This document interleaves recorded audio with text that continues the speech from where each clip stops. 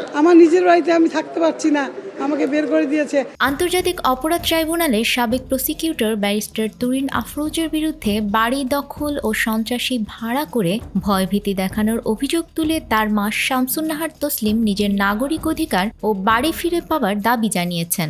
সোমবার হাইকোর্টের সামনে সংবাদ সম্মেলন করে এমন অভিযোগ করেন তিনি।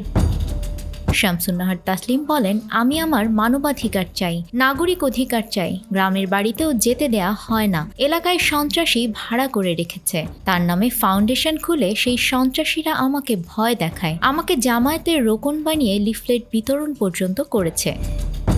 তিনি বলেন, আজ থেকে 5 বছর আগে আমি আপনাদের সামনে এসেছিলাম, সরকারের কাছে আমার ন্যায্য বিচার চেয়েছিলাম, মানুষ হিসেবে আর্তনাদ করেছিলাম। আমি চাই এই শেষ বয়সে যেন সুচিকিৎসায় সুস্থভাবে থাকতে পারি। কারো কাছে হাত পাতিনি, কারো কাছে আশ্রয় চাইনি।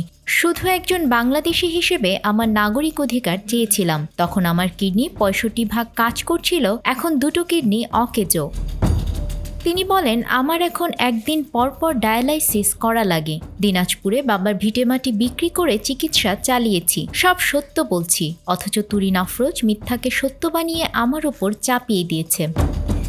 তিনি বলেন, 5 বছর আগে সংবাদ সম্মেলন করার ফলে অবর্ণনীয় নির্যাতনের শিকার হয়েছি। তুরিন নিজে আমার নামে বিভিন্ন মাধ্যমে কুৎসা রটিয়েছে। তুরিন বলেছে, আমাকে সংবাদ সম্মেলন করে বলতে হবে, গতবার আমি যে সংবাদ সম্মেলন করেছি তখন আমার মাথা খারাপ ছিল, উল্টোপাল্টা বলেছি, অতিরিক্ত ওষুধ খাওয়ার জন্য বলেছি। এটা সম্পূর্ণ মিথ্যা ও ভিত্তিহীন। আর আমি তো মানসিকভাবে সুস্থ। এগুলো বললেই নাকি আমি আমার অধিকার ফিরে পাবো। তুরিনের মা অভিযোগ করে বলেন, আমার থাকার জায়গা, বাড়িঘর সে দখল করে রেখেছে। পারিবারিক জীবনে নানা জটিলতার জন্য সে আমার কাছে থাকতে চেয়েছিল। তার বাবা মারা যাওয়ার পর সে আবার আমাকে ভয়ভীতি দেখিয়ে বাসা থেকে বের করে দিয়েছিল। 1 বছর আমাকে বাসায় ঢুকতে দেয়নি।